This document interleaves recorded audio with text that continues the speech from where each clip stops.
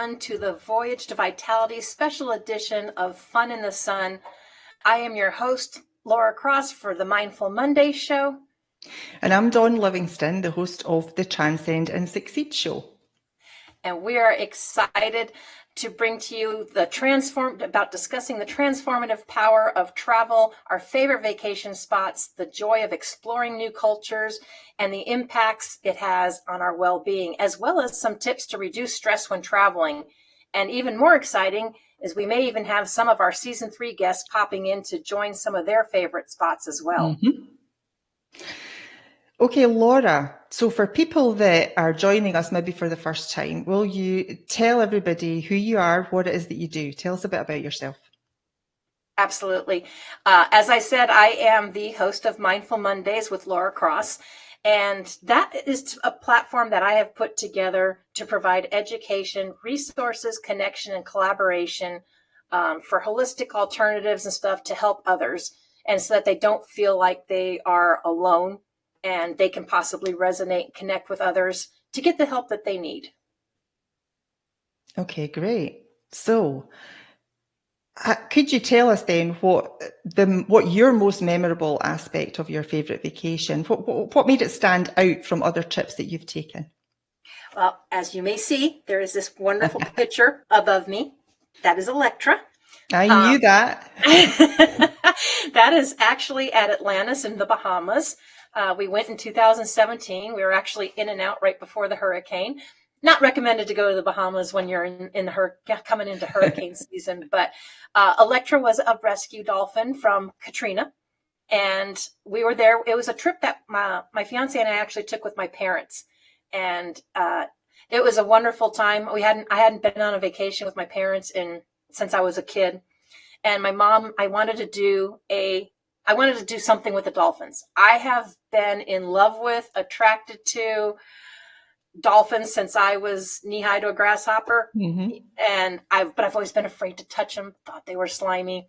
Aww. Afraid they were slimy like fish, but I always kind of like wanted to. Uh-huh. So I asked my mom, and my mom said, well, I've already done the shallow. If we do this, we're doing the deep water swim.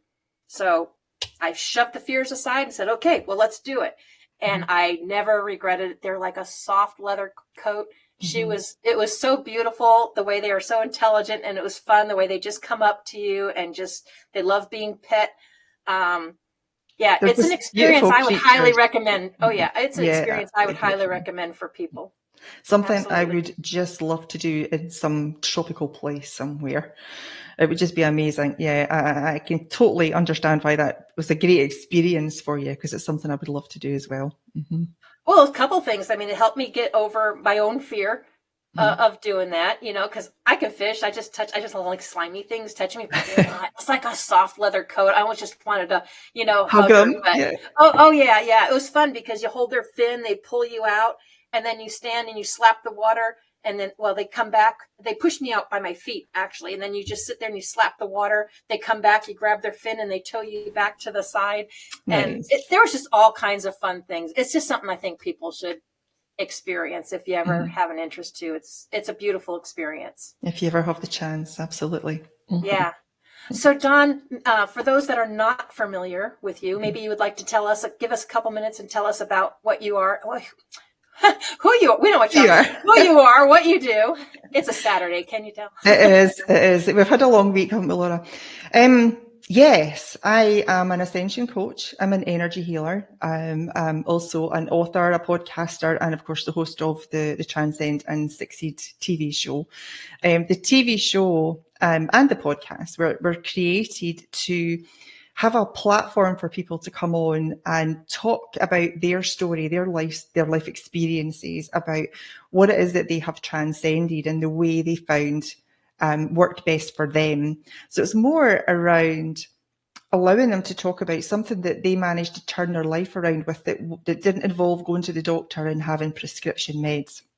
It's something to actually get to the root cause of any kind of issues, get to the very beginning and fix it from there. And then your symptoms are going to disappear. So I've had an absolutely amazing, diverse group of guests on my show with, amazing experiences and turned her life around 180%. So that's been great. In my own business, I specialise in helping people to disconnect from trauma and fear and addictions by obviously getting to the root cause of the issue and working with the vibrations of that and severing the connection between the memory of that incident that they didn't like, severing the emotional connection with the body, and dissolving that emotion from the body and from the mind. And it works exceptionally well. And I just love what I do. So I've had some amazing connections over the last year or so, and collaborating with a couple of people, which is fantastic, on different things. And it's really helped me to grow. So very, very grateful about the whole thing. Yeah, it's been an amazing experience this last year. Yeah, you and I both have enjoyed a variety of guests. Sometimes we even wind up having kind of the same guests, but it's always different perspectives. And that's why I love it. I think we make such a perfect match, and the name to me is perfect, Voyage to Vitality, because it really is. It's about sharing other people's journeys and experiences to help them live healthier. To wellness, wellness. To get themselves well. Yeah, absolutely. Mentally, emotionally, and physically well. Oh yeah, absolutely. Yeah. It's a whole body thing. Yep, and anything else is just kind of a Band-Aid fix. That's true. So what is the most memorable aspect of your favorite vacation, and what made it stand out from other trips you've taken? Oh, I've got a few memorable things. Probably the one that mostly stands out was from a cruise that my husband and I took in 2019. We did a Norwegian getaway cruise around the Caribbean. That was the first time we'd ever had a cruise. We were a bit sceptical to begin with, but we had such a ball.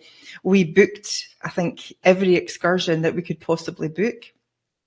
And the one that really sticks out for me was the zip lining. I can't even remember, was it in Honduras or somewhere like that? I can't remember exactly which country we were in at the time, but we did a 1.5 zip line over these big, huge, oh my goodness. Wow. And it was the most amazing experience.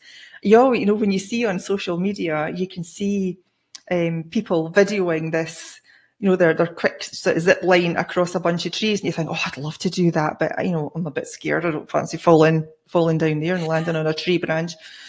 Well, we decided just to bite the bullet and go for it. And I had one of these, clip-on cameras, and we got some amazing footage from that actually. But it was like a really freeing experience, because when you were, gravity just pulled you down, just nice and slowly at a nice speed, and it was so quiet, which I think really surprised me. It was really tranquil up there above the trees. You couldn't even hear the birds. All you could hear was the slight hum of the rollers on the rope. Oh yeah, like that. And it was like, oh, this is really lovely. And I think it took about 3 minutes to get from start to finish, but it was the most amazing experience. And they made sure that you were all, you were in there nice and tight and nice and snug. And I was saying to the guy, you just make sure I'm in here nice and tight. Okay. Don't, and he's like that. Don't worry, you'll be fine. I was like, just tighter. Can you put me in tighter? But it was absolutely a great experience. So if anybody has the opportunity of doing something like that, I would highly recommend it, because it really is. It's such a freeing experience. You just got to trust and surrender that trust that you're going to get to the other side and you're going to be absolutely fine. And it was, I wanted to do it again. I was like, take me back up. I want to do that again. It really was. It was good fun. Thoroughly enjoyed it. It's definitely on my live list, because I always watch the birds, just soaring through the air, and always wonder what that would be like. Yeah. And to me, I'd feel more secure on a zip line than jumping out of an airplane, or hang gliding. So zip line would be the next one. But I love that she went past your fear and did it. And, yes, I did. Yeah, it was really good. And you talk about jumping out a plane. Do you know, it's something that I really would like to do, but I'm like, I don't know if I'm quite. I mean, why? I've always been of the opinion, why would you want to jump out of a perfectly good airplane? There's nothing wrong with the airplane. But I think it's something that excites me to think about. That might be quite an exhilarating experience. So I think maybe I might keep it on my bucket list. You never know, but I'm not going to completely admit that I might get to it. I might not, but I think if it's on there, that's a good step forward, right? Yep, absolutely. Okay. I just have live lists. I don't do bucket lists. Well, a live I list, do yeah, not it have should be one. a live I do list. not have one foot in the grave. Well, that's a good point, isn't it? I think it's been in everybody's mind that it's a bucket list. But I that's know. a It's good like, point. And we'd start calling it a live list. That's a good I one. call it a live list. Okay. Yep. Right, Laura, you are a travel agent, and I know you have been for many years. So you are going to be sharing some of your knowledge and some tips with us today. So can you give us a health benefit or a tip around travel? Absolutely. I will give you both.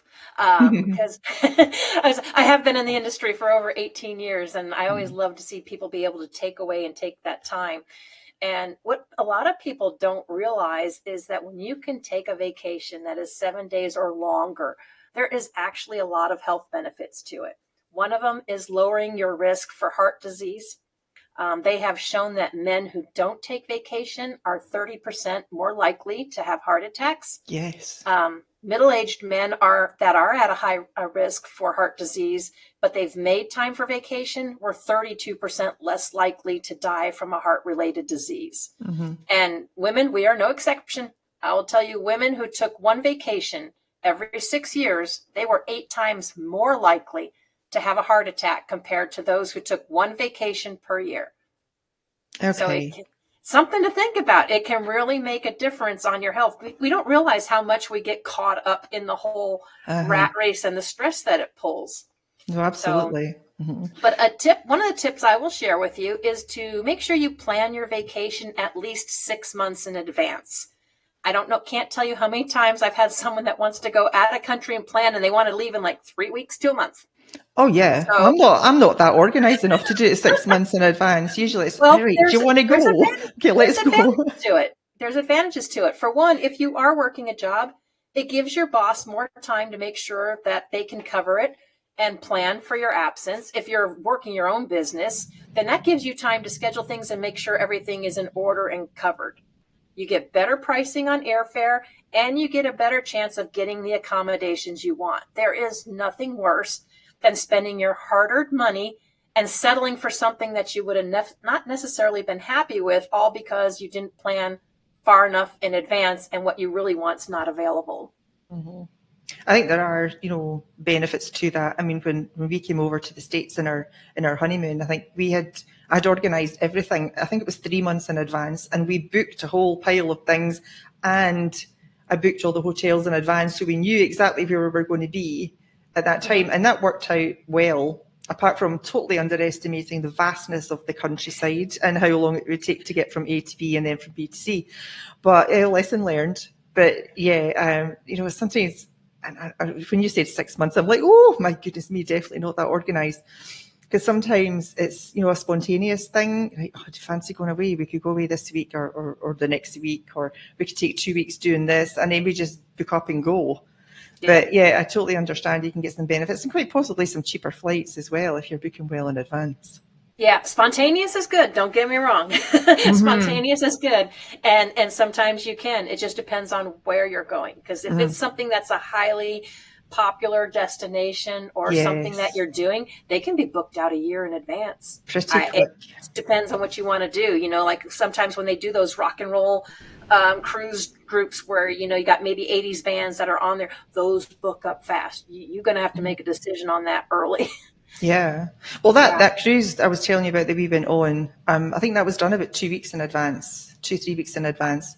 It was just, okay, what vacation days can you get? This is to my husband. What days can you get off? He says, okay, I'm off these days. And I just went on and found out what was available at that time. And it all worked out really well. So yeah, but no, I get if your you point. have everything in order, which we'll get into some more of those tips and benefits later, but if you have everything in order, you can absolutely do that. Yeah. And sometimes in that case, in cruises, sometimes you can get a rock bottom deal because they're wanting to fill the boat. Yes. But that doesn't always happen. So just know your options. Yes.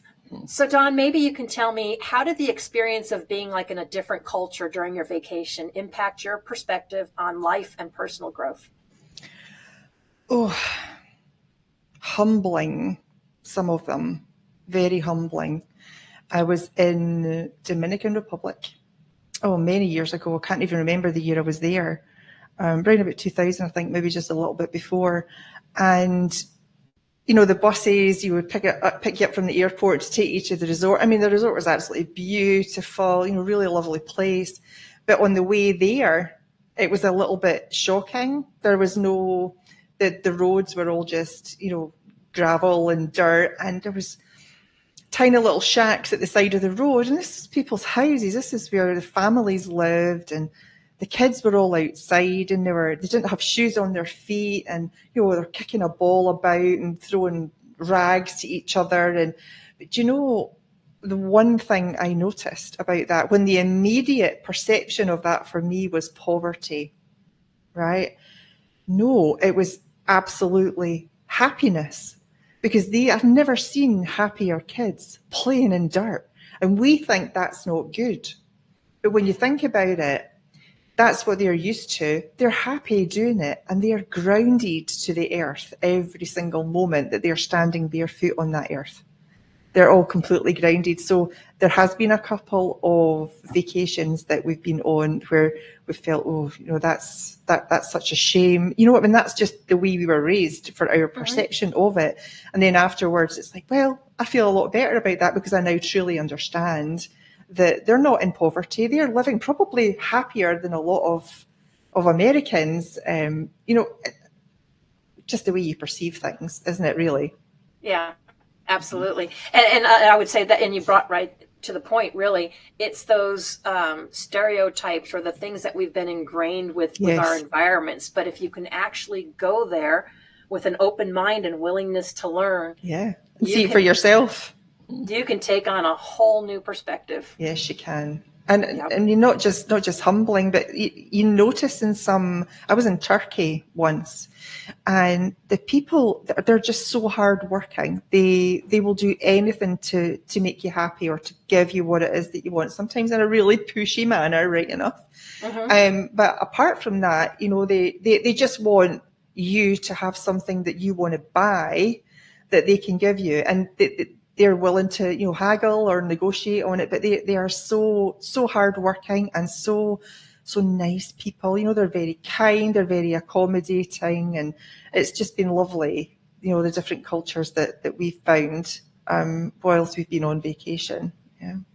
Yeah, it kind of reminds me a little bit of Mexico I've been to, and you know, they're hardworking. They bend over backwards, and I've seen people like haggle, and I'm like, okay, when you do the conversion, that's like nothing to us, you know, from the States, but it's the world to them. Yeah. And the Caribbean, the Bahamas, you want to talk about a difference there. One of the trips we took, and we went ahead and we got one of the taxi drivers, and he took us to like the chocolate factory and all this. He goes, oh no, I'll take you here, there, this, that. I'll drop you off for lunch, and then just call me when you're done. I'll come back and get you. He had fresh mangoes for us to try, and would sit there and wait for us. But for the lunch, he just dropped us off. And then we just called him. He gave us a number to get a hold of him to come back. Now, keep in mind, he had not taken a single penny from us this whole time. And he spent a good couple of hours, like his own little tour bus, taking us around, you know, giving him that, and trusted the fact that we were going to call him when we were done taking lunch, you know, having lunch, and bringing us back to the port, to the cruise ship, and pay him.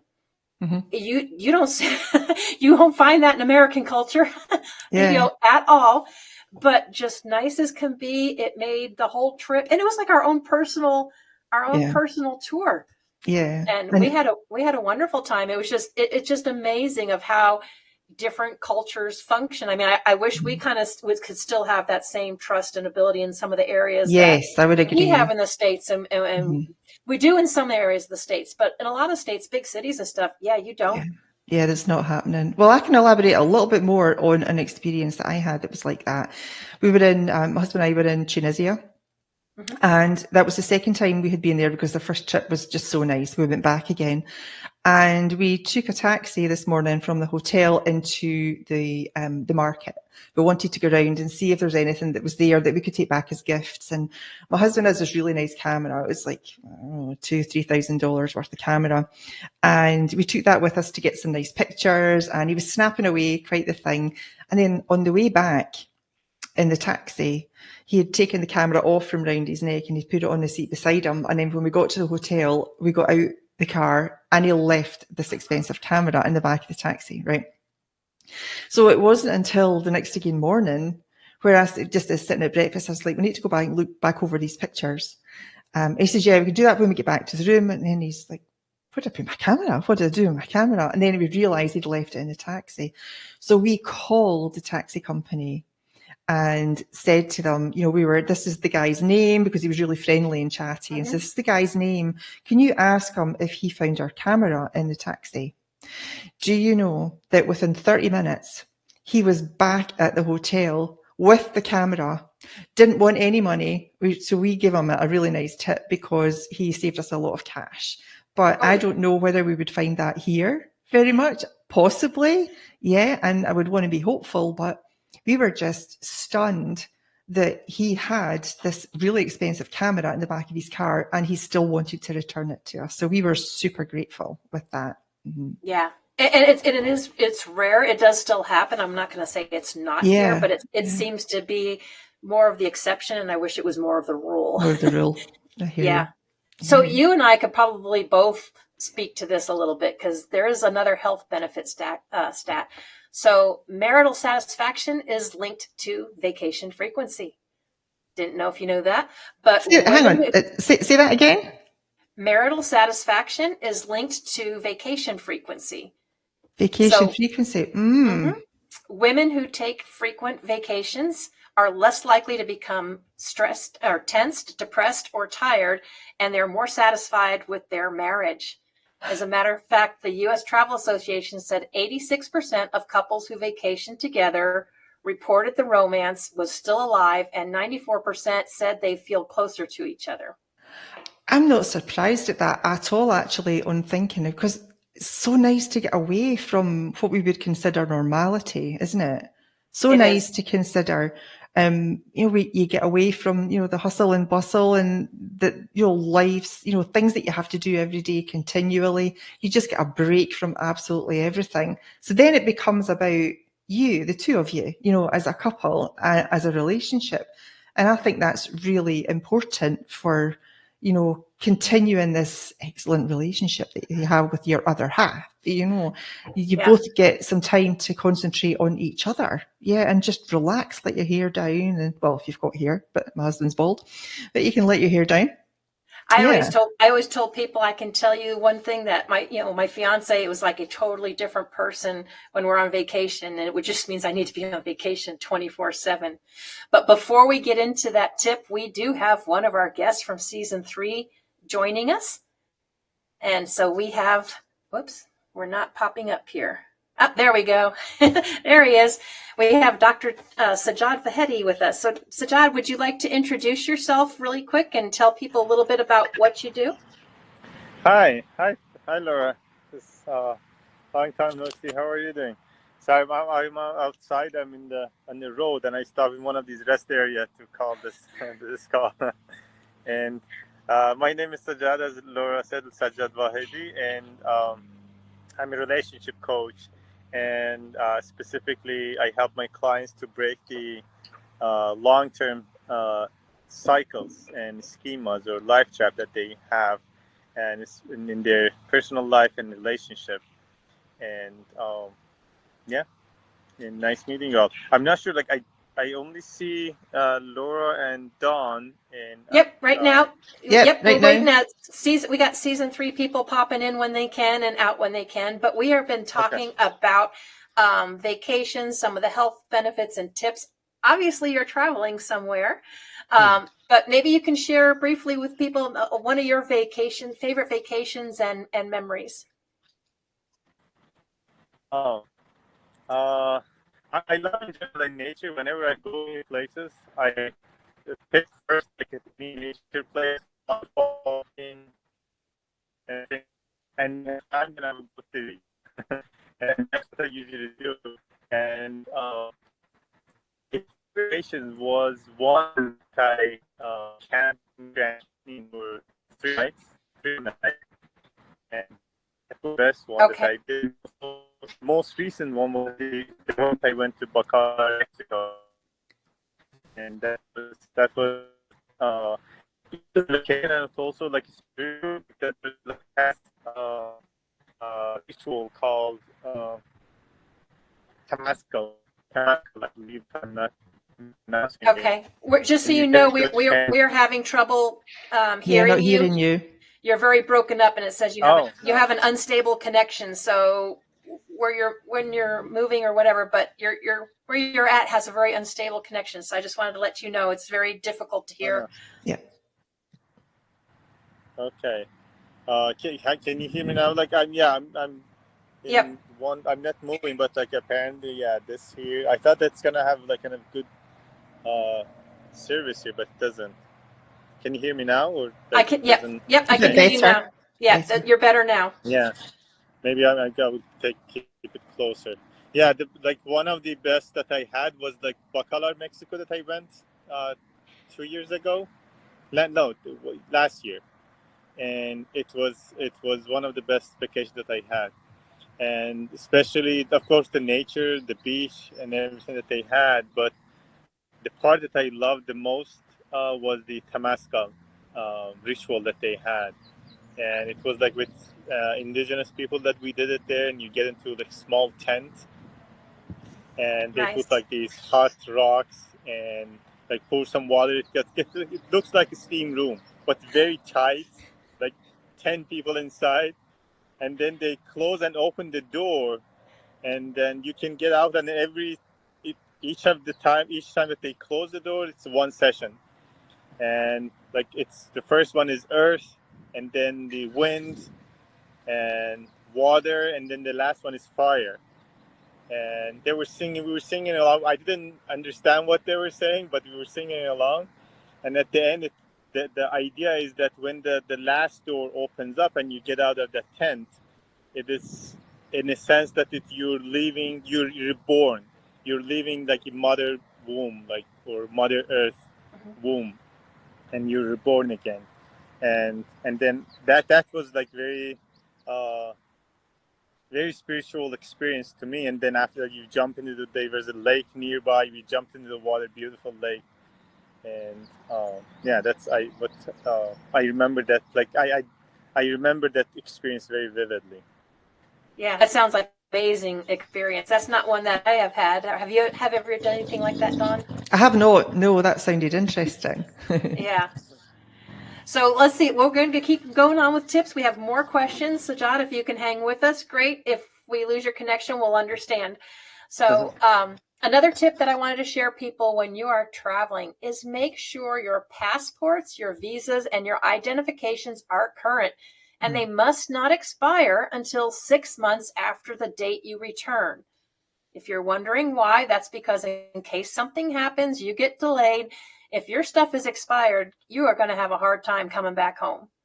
And you also want to make sure you know all of your requirements and conditions before traveling, shots, weather, etc. Like I said, we made it in and out of the Bahamas right before the hurricane hit, but you should kind of get to know when hurricane season is, because that could put a damper on your vacation.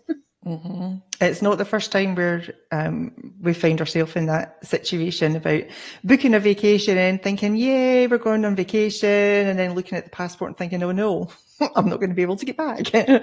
So a mad rush, to get the expedited upgrade to your passport. That has been used a couple of times. So yes, it's very stressful, given that it was just a week away and we had to make sure that we got our passports back in time. So it costs a fortune to have it expedited, probably more than it costs to actually renew the passport. And vacations are not to be stressful, so have your stuff in order. So 2 days before we left, we got the passports, which was a big relief. So yes, I totally get that, Laura, and I'm with you. Mm-hmm. Right, Laura, can you share with us a specific moment or activity from one of your vacations that brought you great joy and relaxation? There's probably actually been a few. The experience, like I said, with swimming with the dolphin has to be the highest one on my list. But there is so many things out there. Like when we went to Grand Turk off of a cruise, one of our things, my fiance and I, we race cars, so we love racing and kind of stuff. And they had these great little UTVs you can run around all over the island with. And so that was a lot of joy. And of course, if you do a cruise, that's just pretty much all joy and relaxation. If anyone's ever been on a cruise, because you can choose to do whatever you want, lounge by the pool, join in an activity, see a show. They are literally floating cities. But the one that brought me, I would say, the most immense joy was that experience of swimming with the dolphins. But I plan on creating a lot more coming up in the future. Yeah. Okay. So John, do you have a specific moment or activity besides that one you shared? Is there another one that you had from your vacation that brought you immense joy and relaxation? The beach was there, like we did. Bacalar is it's a city near Cancun, and the Cancun is so like touristy and it's a lot of people. But the Bacalar was a very small town, and the beach that we would go, like it was quiet and it was beautiful, like blue color, like water, the lake. That was so relaxing to me. Yeah, and we did like in the morning we did this what do you call, like paddling before the sunrise. We did the paddling before the sunrise, and it was beautiful. That was so relaxing. Yeah. Nice. And what about you, Don? We had a guest pop in, but I don't know if he had an issue or something because he popped back out. So we'll wait. But Don, what about you? I have a couple. So one about the joy would be when my husband and I were on our honeymoon, and we were in Boulder, and we took a horse ride, a horse check. Where was the place you said? In Colorado, in Boulder. So yeah, we booked a horse ride and trek up the mountains, and it was just an incredible experience. I think we were up around 12,000 feet, and again, it was just so quiet, such a beautiful day, and it was like 75 degrees.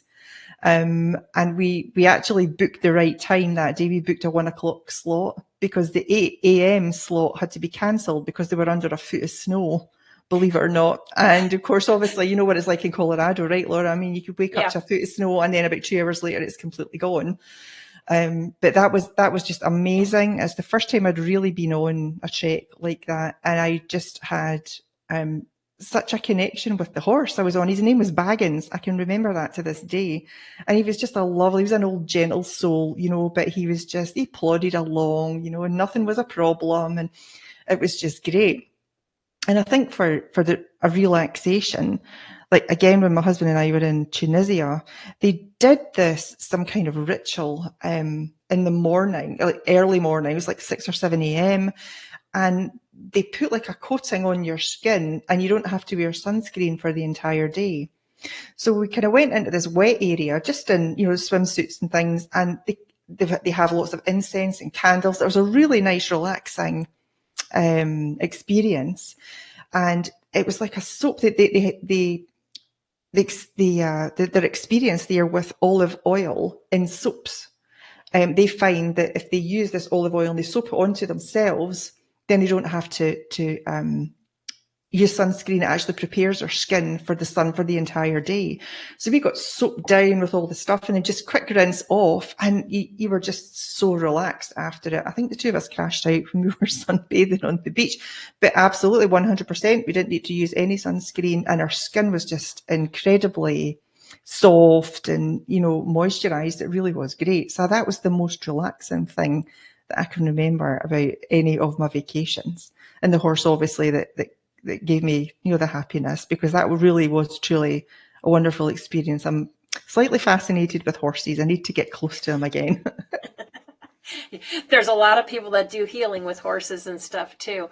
And as you mentioned, that there are actually a lot of countries and a lot of areas that will not allow you to use store-bought sunblock and stuff because it's bad for the environment, and they protect their environment. So yeah, that is a good one. That's great, especially for the reefs. I mean, we got specific instructions when we did the cruise, because we were going to be snorkeling in Costa Maya, I think.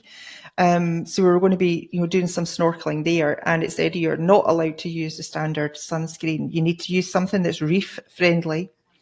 So I actually found on Amazon, believe it or not, is an organic and, you know, completely plant-based one that's reef friendly. There's no chemicals in it whatsoever, and it's amazing stuff. And they check. They want to see your bottle of sunscreen.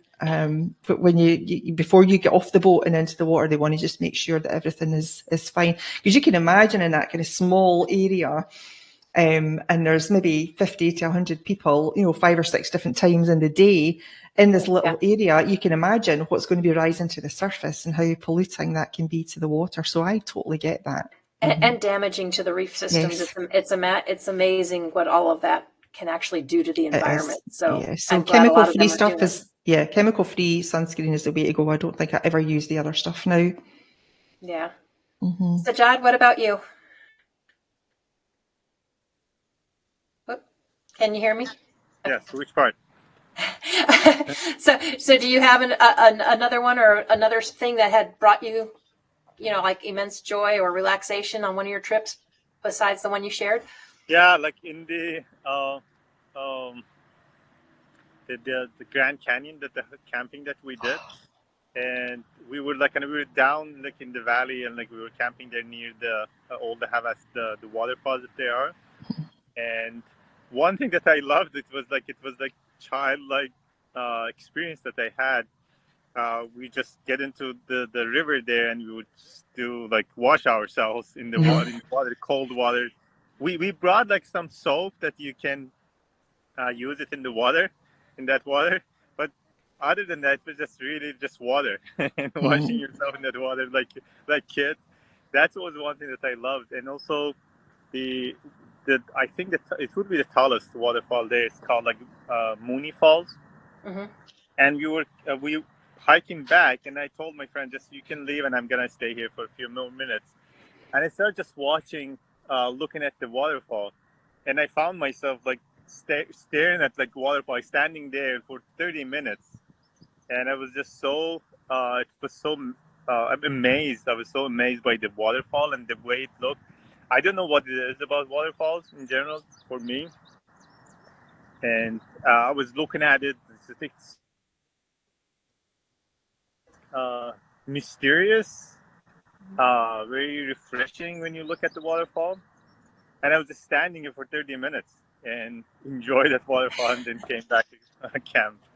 Yeah, they get mesmerizing. Now, so you actually went to the bottom of the canyon. I've only been up on the top, but even from the top is just a gorgeous view. It is gorgeous. It's an amazing, it's an amazing canyon. If you've not ever been there. Yeah, and just for anybody, if they're wanting to go there, I mean, we don't live too far from the Grand Canyon now, so we thought we would go for a drive there, and they would do one of their guided tours that actually takes you down into the canyon. We thought that would be great to do a day tour. Do you know that they are fully booked over a year out? Over a year. So if you're coming to the States and you want to go and do that, make sure you book it, well in advance, because I was stunned. But it's obviously a very, very popular thing to do at the Grand Canyon. So make sure you get in front of that. Yeah, exactly. I went with a family that they go every year there, and we booked it to be able to camp there. But if you don't want to camp there, you can go with mules, and also some helicopters also take you there for a day trip. A helicopter sounds cool. I would do that any day. It's amazing. And so if people can't tell by the looks on our face, the attitude, here's your other health benefit. Vacations contribute to higher positive emotion levels, less depression, lower blood pressure, and lowers your waistline. Now, the last part, I have to say, I think that person has never been on a cruise, because there is so much food that you can eat, unless you've got a really good willpower. Your waistline kind of can expand, not shrink. But if you realize when you're talking about this and you're reliving those experiences, you should be able to feel the change over you and the different kind of endorphins and stuff that it releases. So it's just another way vacations contribute to that. 100%. Absolutely. And I think, actually, to be honest with you, we should work once a year, vacation the rest of it. I think that's the way we should go, because I think we would see a lot less stress in the world and a lot more joy and happiness. And I think we should do everything we can to get much more joy and happiness. So 1 week per year to work, I think, is a really good way. Yep, I agree. And before we go to our quick commercial break from a word from our sponsors, I will give you one more tip. Always get travel insurance, preferably the cancel for any reason type, but make sure you read through and understand what is covered, because not all insurance is the same, even if it goes by the same name. The best example I can give you is I always tell people I don't wish any bad things on anybody, but we had a cruise planned for my parents' 40th anniversary. We had the flights booked, the hotel stay, the excursions, the cruise, everything. And 4 days before Christmas, my husband died at 10 o'clock at the age of 36. So we were going to go put my grandma in his place. Well, literally a week before the cruise, she has to have a triple bypass. We had to cancel everything, and we needed the death certificate. But other than the $145, and this was way back, so granted, prices have changed a little bit, but it's better to lose $145 than a few $1,000s, unless you just have that kind of money to spend. But we got everything refunded back to us. I just had to send them the death certificate, and because obviously the universe was just telling us this was not the time to go. Not the time for vacation, yeah. Yep. So that's something you definitely want to take a look at. So we are going to have a quick word from our sponsors, and we'll be right back because we still have more to share with you about our favorite vacation spots, along with the health tips and benefits. So we will be right back. Hey,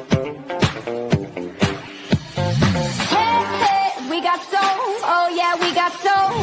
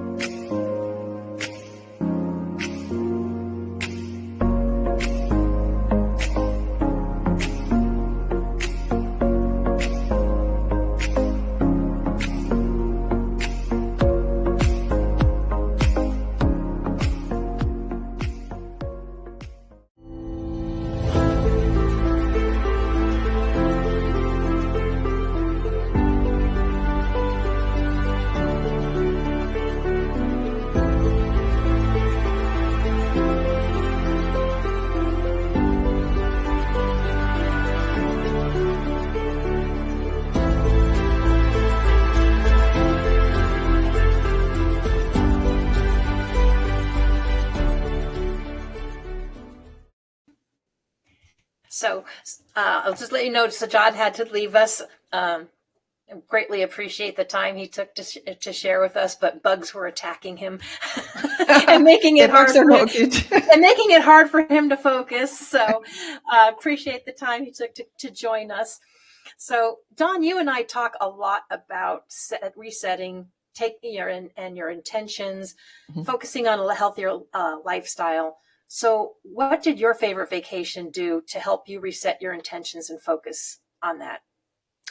I think once you have had a vacation anywhere and you've enjoyed it and you've had a nice relaxing time, I think it gives you intention that you have to make some, really deep life changes because you don't realize the stress that you're under until you go to a relaxing place, and then you just relax and you think, oh, I feel so amazing. This is just great. So it really did make me understand that, we have to take more time for us. We'll have to take more time for total relaxation, for downtime, get a change of setting and just go with it. Just, take some time every day just for yourself. Do things that are gentle and relaxing. Eat the good food, For me, very much, whole food and plant-based type food, especially when you're on vacation, because normally where you are, if you're in, somewhere sunny, you've always got, an abundance of fruit or locally grown vegetables and things. And 9 times out of 10, if you're not in the UK or any kind of, huge country, they're not genetically modified and they're not grown with tons of pesticides and things. So they're a lot healthier for you as well. So yeah, I think it was just a way of understanding that, you can live better. You just need to make a bit of a change in effort, and the different ways of, purchasing your food and cooking your food, and, things that you've learned along the way in your vacations. So yeah. Yeah, I agree. And I think when you enjoy that time, for one, you're relaxed, right? Because you're not under the stress of, oh, I got to go to work. I got to do this. And we're talking about vacations away from home. Yeah. Because I've seen a lot of people say, well, I'm on vacation, but I'm staying home. Well, when you stay home, a lot of times it's like, well, I got to do this. You got the honey-do list you're trying to get done, or there's something there that you want to fix. That's not, it may be relaxing for some people or satisfying to get that done, but it's not the same if you haven't experienced a just complete unplug where you don't have to worry about making the bed. You got room service. Someone else is cooking the meals. All you got to do is just be friendly, go enjoy, and enjoy what that culture has to offer. And the cool thing is when you can do that and all that stuff dumps out of your mind, you'd be amazed of what can pop into your mind. As like, when you free it up, why didn't I think of that? Yeah, absolutely. And I think with you kind of go home with the intention of, right, I'm going to do that again. I'm going to do that again real soon. It's going to be, a maximum of 1 year. But I think COVID came along. I think the last vacation we had was in 2019, which was the cruise. And since COVID, we've not really been anywhere. We did a road trip with my mum, I think, when she visited a couple of years ago, and that's been about it. So we're well overdue for a vacation, and we're both feeling it. Definitely both feeling it. So yeah, it's probably time to consider, looking at something and booking it so that we can look forward to getting away for a little bit of R&R. Yep. And we did some traveling, mostly out of necessity, but we made sure that there were those times. So first, about 2 years ago, of course, we moved to Missouri from Colorado, but we had a month down in Branson while we were waiting to close on our house. So we did the tourist thing.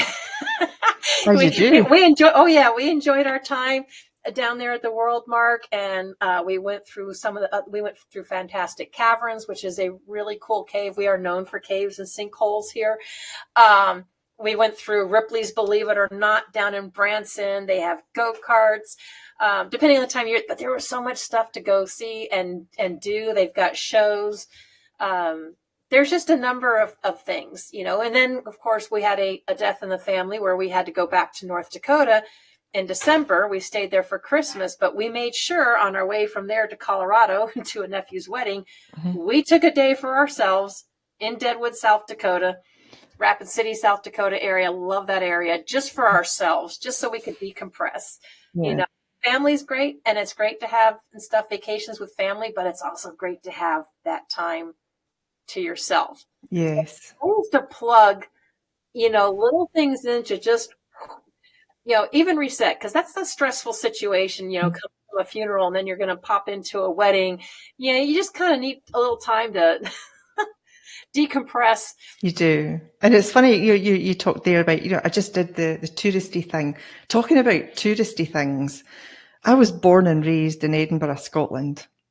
Right. And when we went on vacation there in 2018, we did the touristy thing. We lived there for 45 years or so, and we never did the tourist thing. So we did the tour of the castles, Edinburgh Castle and Stirling Castle and another few. I can't remember the names of them. And then we went into Edinburgh, and we walked up the Scots Monument. We did the Edinburgh Gardens, and it's just incredible that, the open top bus tour. It's just incredible the things that you learn when you do stuff like that. And I thought, my goodness, I've lived here for all these years. I did not know that. And I didn't know that either. I didn't even know that existed down there. And I walked past it every day when I went to work. So it's not just for tourists. It's for people that actually live there. They should go and get involved in their culture and learning more about their history, because we were just fascinated with the amount of things that we didn't know. It was incredible. Yeah, it's funny how when you get to a new place, you do the tourist thing. After you're there for a while, it's like, yeah, okay, that's there. And you forget to take the time to enjoy the beauty. I came from a military family. So I went to first grade in Germany. We did the touristy things there, went through the mines, some of the salt mines and stuff in Austria and different stuff. But when we moved to Colorado in 74, going to date myself here, but 74, I was in second grade. We did all the tourist things. We had Cave of the Winds knocked off. We went to the cliff dwellings. We went to the Royal Gorge, the zoo, Cheyenne Mountain Zoo, you name it. We went to all those places. Now, we still went to the zoo and stuff every now and then, but we never went back. And I spent over 35 years there. Never went back to Cave of the Winds. Never went back to cliff dwellings. We did make returns back to the Royal Gorge. But, we used to take those trips, go see the sand dunes, different things. And then when I got into the travel industry and people are talking about like one of the top destinations is the Broadmoor, I'm like, okay, I can drive in and out of it every day. I mean, it is actually a very nice area. It's at the base of the mountains, but it's like you just kind of start taking things for granted, or, oh, this is just this, but it's not just that. We just got busy and got used to it and forgot to take time to enjoy those things, I think. Absolutely. Do you know, it's something that's just popped into my mind, and I'll share it with you. It was one of the most amazing things that we have done on vacation was when we were in Tunisia for the first time, and we decided to take their excursion to the Sahara Desert. So we ended up, it's like 6 or 8 hours in a bus going south to the Sahara Desert, and we stopped off at I can't remember the name of the place now, but it's where they filmed the Star Wars. You and Mark Hamill and his family were down in this big hole and everything, and it was there we got to get in, sit and take our pictures, and it was the exact setting that they were using. It was just incredible to see, because I'm a Trekkie and a Star Warsy person and love all that kind of science fiction stuff. So I was getting my pictures taken with everything, it was super duper. And they had, local families that were there that when you got off the bus, they offer you some tea, and, so you give them some money, but it was lovely to taste. These different things were just fantastic. And then we left to get to the Sahara Desert. We had a hotel at the side of the Sahara. So we stayed there overnight because we arrived really late. So we ended up just having, something to drink and headed to bed, and up the next day in the morning. And we were on camels walking on the Sahara Desert. We had these, I don't know what they call them, but big kind of shawl things over your head, and these big glasses and stuff, because that wind can whip up a sandstorm big time. But that was the most amazing experience on a camel on the Sahara Desert. And the one thing I can bring back from that was the actual, the texture of the sand. It was like finely ground flour. It was soft and silky. It wasn't like coarse and grainy like the sand we've got in our beaches. It was just super, super. And it was lovely to walk on it. You didn't have that gritty feeling in between your toes. But there was just something about that was just really relaxing. Really relaxing, walking on the sand and sitting on the camel, walking on the sand. It was just an incredible experience. So if you ever get the chance to do that, if you're in Tunisia or kind of the local countries, I would do that, because that was really incredible. I would do it again. Absolutely. Yeah. And isn't it amazing how something as simple as sand can be so different and just totally change your experience?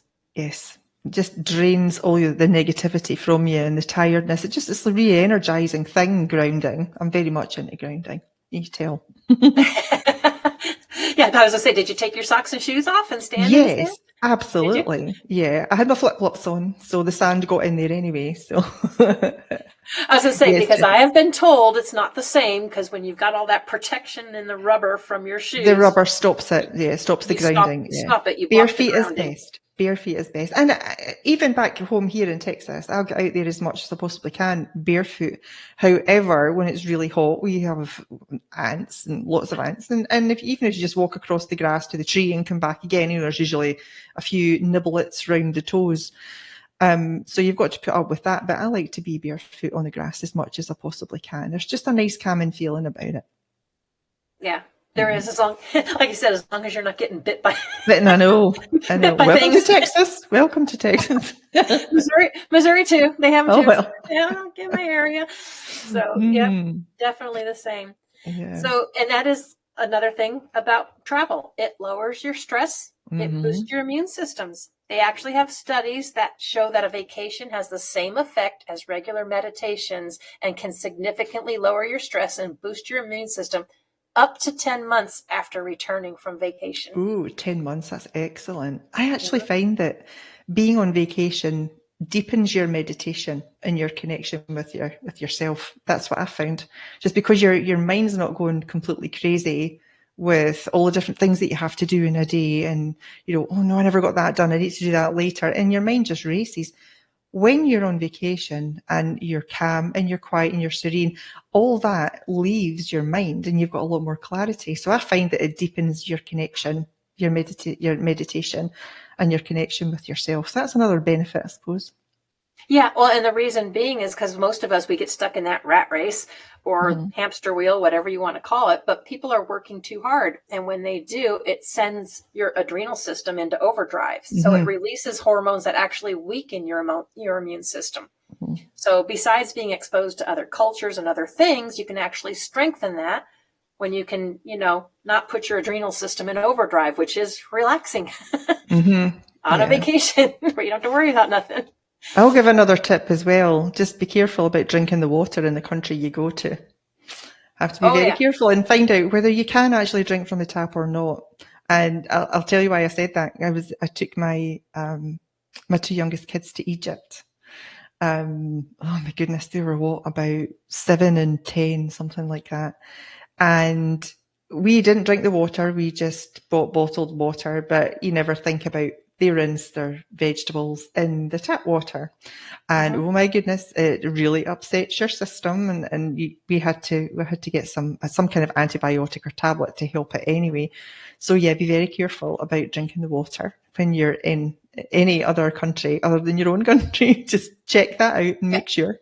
Even your own country, because that's true in Mexico too. But if you're in the state of Nevada, I know for sure, because of the mines and all the stuff that they have, you don't drink their water when you go to Vegas either. Get bottled water or make sure, because most of the restaurants are filtered. But yeah, you can wind up with a lot of problems because of all the mining and I did not know that. Whatever.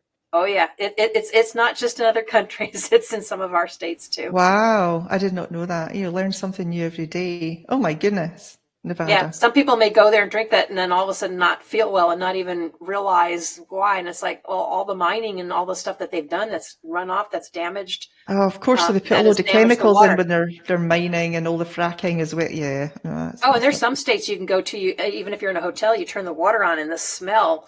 And of course, we got kind of spoiled with Colorado because we had the Rocky Mountain water, but the more they keep building, the more they're going to keep damaging that. So it's always a good idea to check into those kind of things.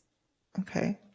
Just thinking, Laura, tell us about a vacation of yours, and where you were, what you were doing, and what you found. Just tell us all about a nice vacation that you had. Atlantis always sticks in my head a lot because of the fact that was the last most recent one. But we did a cruise like you did. It was actually on Carnival Cruise Lines. It was called a 7-night exotic tour. And so it was over 4th of July.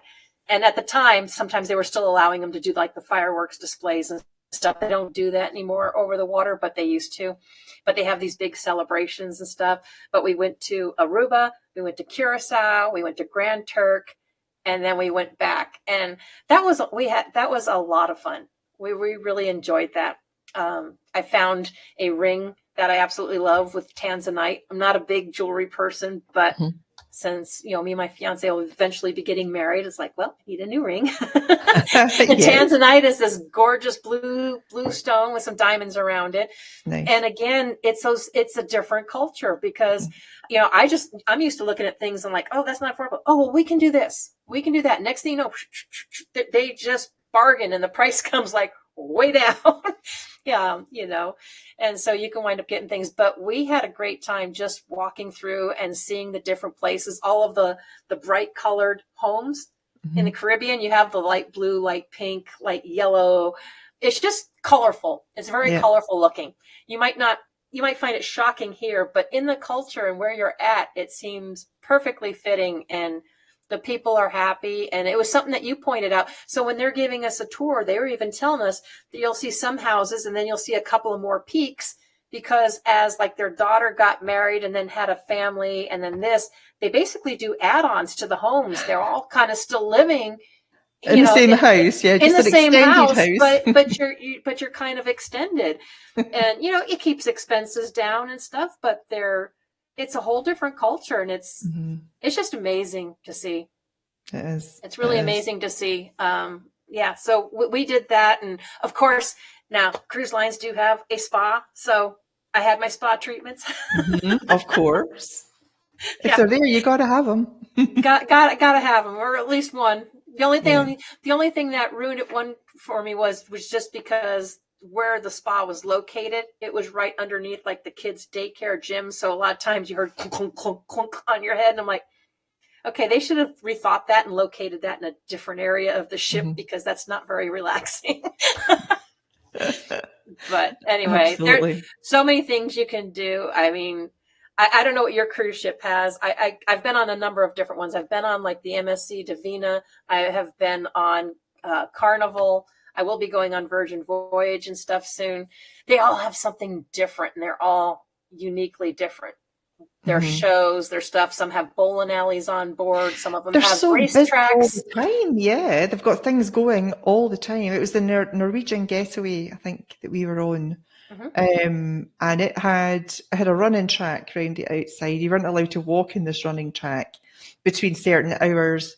And there was a couple of, shows.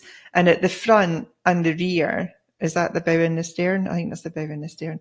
They had different theatres, and every night they had entertainment in there with the crew. I mean, they were just fantastic with the things that they did. There was never a dull moment. And this massive restaurant that you could eat in 24/7. It was just incredible. The different foods, and they catered for everything, which was great, because my husband and I, we follow a vegan diet. So, and everything was labelled vegan or vegetarian. It really was great.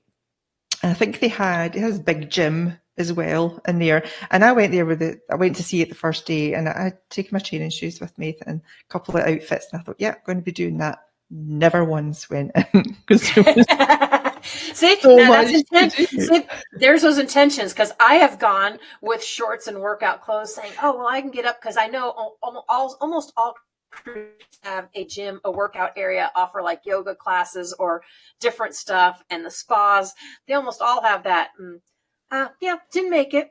I can tell you I did get Dakota up once to try and play mini golf, because they had a mini golf course up there, but the winds were so strong. He's like, I'm not doing this, because the ball would just blow right across the thing. But it was fun to try. It was a challenge. Yeah, absolutely.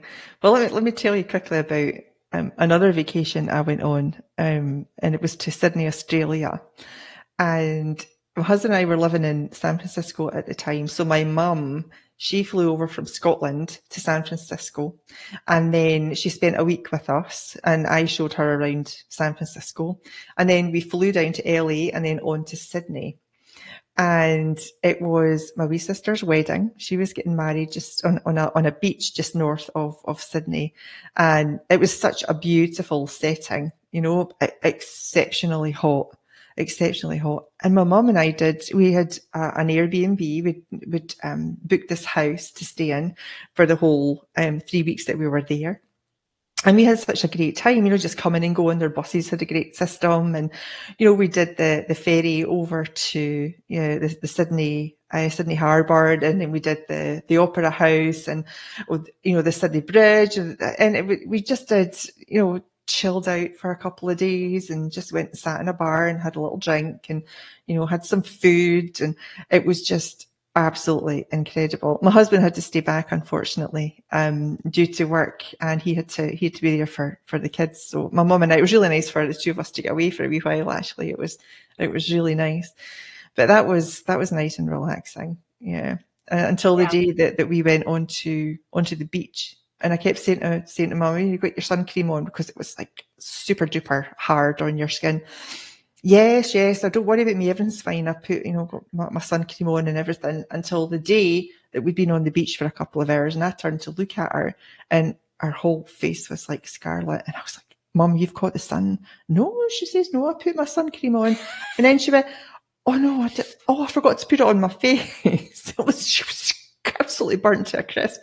And I think it was my sister's wedding 2 days after that. And we had to give her the next again day for her face to calm down and stop sweating. And then I had to took her to a pharmacy, and we had to get some, makeup to put on her face to take down the redness, because she was absolutely scarlet. So yeah, if you're ever thinking of going to Australia, be careful with your SPF. Make sure it's really high, because it's a major killer. So that's a lot of places. I have to say, I have to laugh because after my husband had passed away, I had made a trip plan with my friend, and it was right before I had met, Dakota, but we were going to Maui, Hawaii, down there. And so I went ahead and I paid the extra money. I wanted to get a convertible, because anyone that knows me knows I love my wind therapy. There is just something to being able to blow in the breeze when you're going down. It's lovely. Mm-hmm. I was just like, whoa, just very cleansing. Cleansing. Blow my cares away, just go. So I had gotten that, and we did all kinds of things. And one of the things we did was snorkeling. Uh-huh. And so she put all of her sunblock on. We went snorkeling. We went in the water like 2-3 different times. Now, I will say that was a challenge for me. Again, like I told you earlier, I don't like slimy things touching me. I love fishing. I love swimming. I don't want fish. I don't want fish touching me. Mm-hmm. I had to sit there and tell myself, there's hundreds of people in this water right now snorkeling. If they can do it, so can I. So I went in there, I got in there, and I was doing fine. I was like, oh, cool, this isn't bad, because the water is crystal clear. Yes. So you can be hundreds of feet deep and see right through to the bottom. Yeah. That's not something you see around here a lot, but in Hawaii, you can. And so here I am, got the whole snorkel thing on, and I look down, and I'm like, I am in the middle of a school of fish. Well, asthma attack. Here we go. Oh no! I'm like, and my friend swims back to us. I'm like, I'm trying to catch my breath, and she's like, okay, just breathe. Okay, I got over that. So now I'm snorkeling. I got the underwater camera, and I'm following these fish. Here's another tip for you: if you are snorkeling, do not tip your head too far down forward. Why? You get ocean water down the snorkel. Next thing I know, I'm like, okay, I am now choking on ocean water. But anyway, we did that. We had a day. I had went in 2 different times. I had saw one of the sea turtles, and I actually had the flipper was kind of cutting into my foot. So the 3rd time we went in, I wasn't going in anyway. But then the guy comes on the boat and says, did anyone else see the sharks? It was like black reef tip shark. I'm like, sharks? Oh, like, that didn't even dawn on me for whatever reason. I'm like, yeah, no, and I'm not going back in the water. I was good. But my friend, who had slathered head to toe with all the sunblock and stuff on her, forgot to do the ears. Her ears, I've done that. Crispy. Her ears were so crispy and blistered. The only thing I hear the rest of the trip is, I know you need your wind therapy, but can we put the top up, because her ears were so burnt? And I'm like, I can so resonate. It's painful. Like, are you kidding me right now? But isn't that an area that you always forget about? I know I do. Always forget about the tops of my ears. It's not the first time that I've had crispy earlobes. It's just not nice. Mm-mm. Well, and she had extremely short hair, and the way her haircut was, it just made them expose even more. Yeah. I mean, some of us that have a good set of hair, unless it moves here and there, normally you can kind of be covered. But yeah. So yeah, there's a couple more tips in there for you when you're traveling. Well, here's a wee story about the snorkeling. Now you mentioned it, because when we were on that Caribbean cruise and we did the snorkeling, where I was talking about, the reef SPF, and they wanted to check that you had the right stuff. Well, I was the same as you, had a snorkel on and the flippers and the feet are going. I kept getting cramp in my toes with the flippers. And afterwards, I mean, hindsight's a wonderful thing, but if you're going to do some kind of snorkeling, you're going to have flippers on. Make sure you exercise your calves and your feet stand on your toes and keep pushing yourself up and down and up and down. It strengthens all the muscles that you need. Because trust me, when you get those flippers on, that's pushing a lot of water. Your muscles have to be really strong. And it got to the stage where I just couldn't do it. I had to take the flippers off and just use my own feet to propel me through the water. So there's a hint there. And I really enjoyed seeing all the different colours of fish, and like the ones that were there, they would brush past you. And it wasn't like an upsetting thing, because I didn't really want to have to touch them either, but they were not scared. I mean, they used to come in and stop and look at you, and then they would come back the way, and then off they would go, and then they would come in and look at you.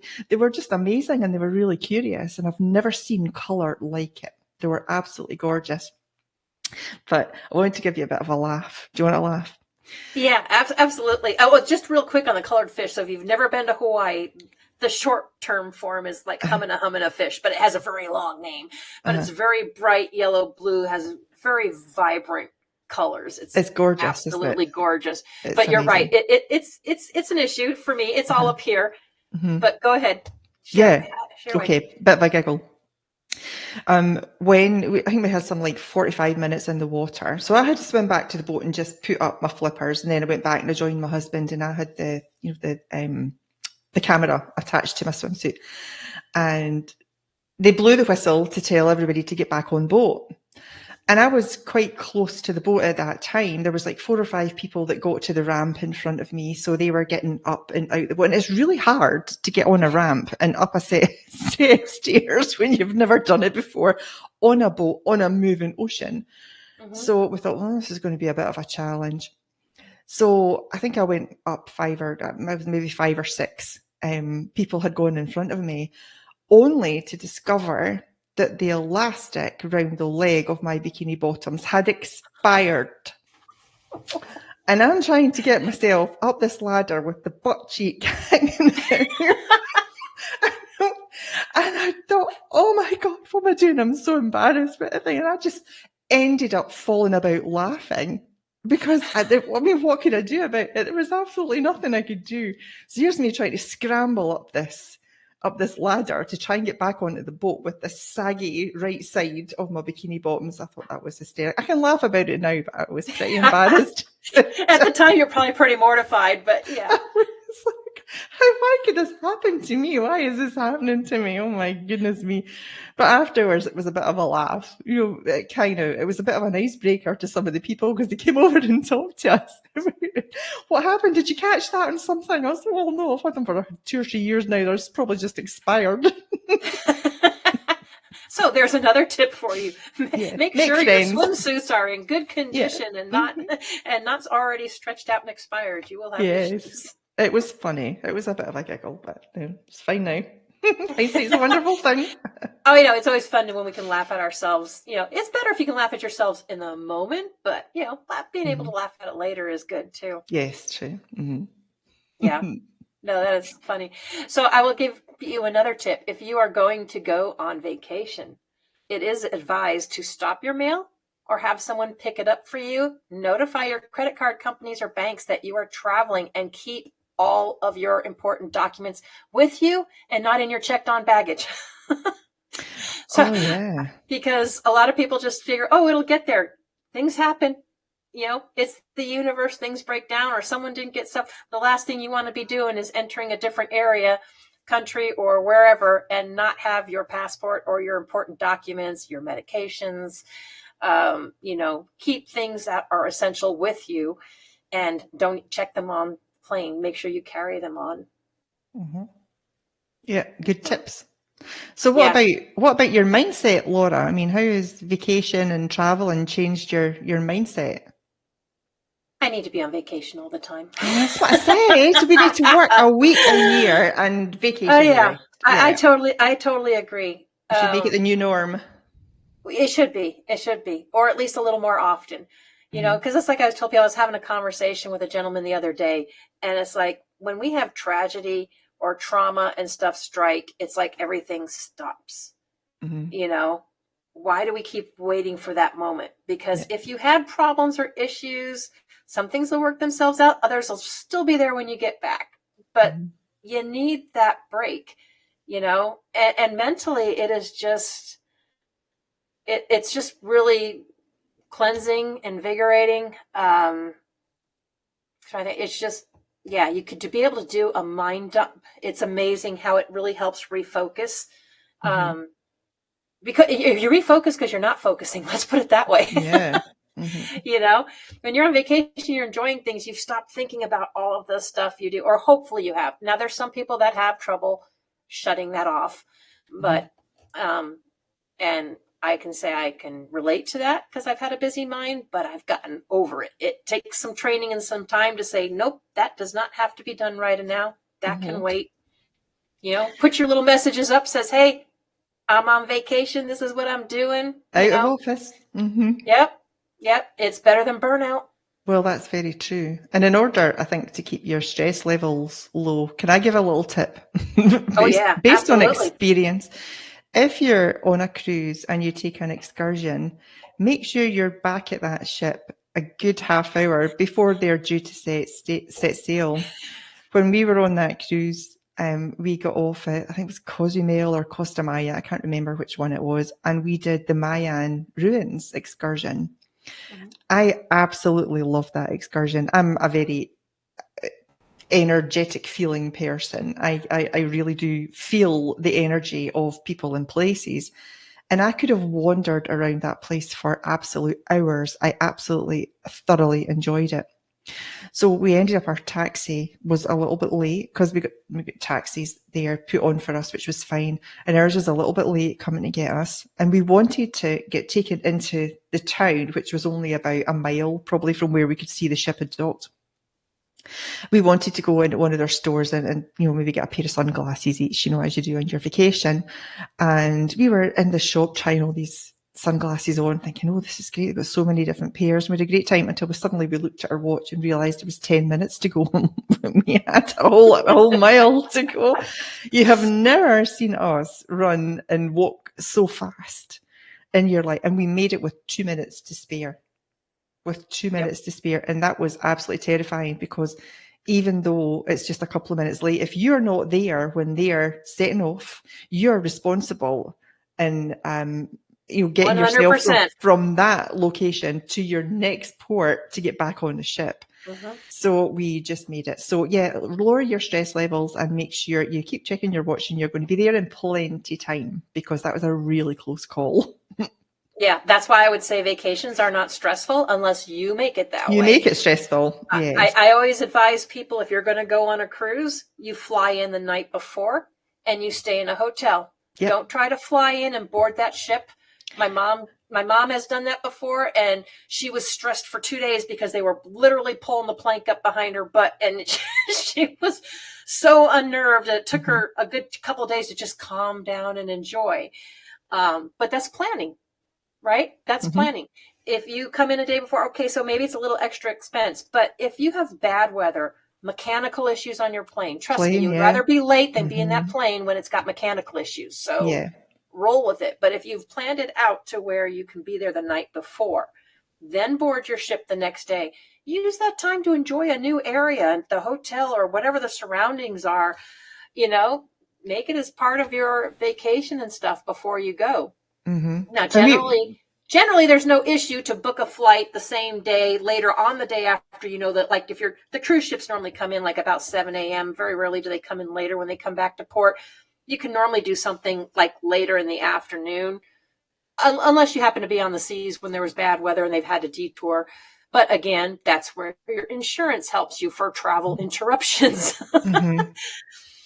Well, that was what we did when we did it. We went out in Miami. So we flew in the afternoon before, and we stayed overnight in the most horrible hotel. It was the dirtiest hotel. I mean, you kind of opened up the bathroom and the shower still had, the kind of soap running down the inside, and it looked like it hadn't been cleaned in years. There was a funny smell, and I thought, I just don't want to touch anything in here.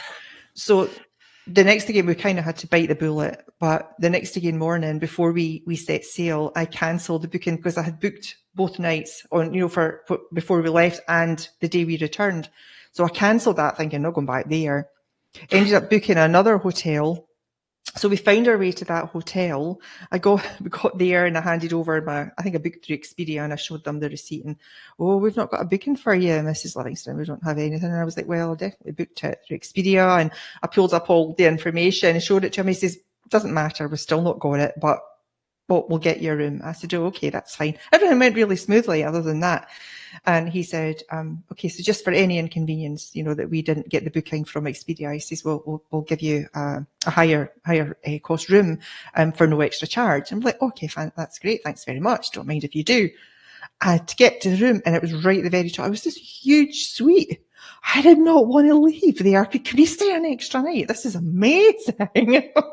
It was absolutely beautiful, but of course the price tag came with it as well, and their restaurant and their bar, but it was really nice to stay in a lovely hotel. So yeah, if you can, I did not do my due diligence. I didn't do any checks really. I just kind of picked the first one that came up that was the closest. That was the way I did it. But never again, not after that experience. Not at all. And if you're not sure, that's another good reason why you can still get a hold of a travel agent or someone that has it, because we're not extinct. We're just online and work from home. There's very few brick and mortars. Yeah. We may have experience, we may not, but it's kind of that old adage, you get what you pay for.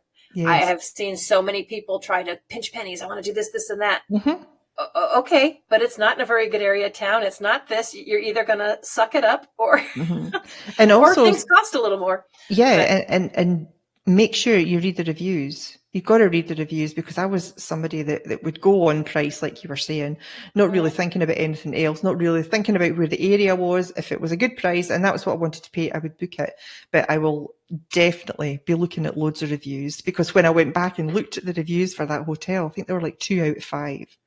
So, on booking, that would have definitely swayed my decision to make read your reviews with a grain of salt, because there are some people that could have the tiniest thing and they blow it up out of proportion, like the whole thing was horrible when it really was not. So again, it's down to perception. You're intelligent. Make your make your own decision. I do know I have ways to help people save up to 59% off of hotels and more, but they'd have to get a hold of me. There is ways to make that less expensive, even if you're not in the travel industry. Yeah. So there's lots of ways and stuff to do that. But yeah, it's just lessons we learn, right? And that's why I tell people, because I know people, and they shall remain nameless. It's not me. But they plan every single activity and everything out in their vacation. And then when it doesn't happen, guess what? They're not relaxed anymore. They're stressed. I'm not saying they're out of control. There are some things you do need to plan. Like if there's a certain event or an excursion that you want to go on, it could fill up. It could be booked out. So you dedefinitely want to do that. Book that ahead of time. But don't be so rigid about a schedule that, oh my God, this didn't go this way.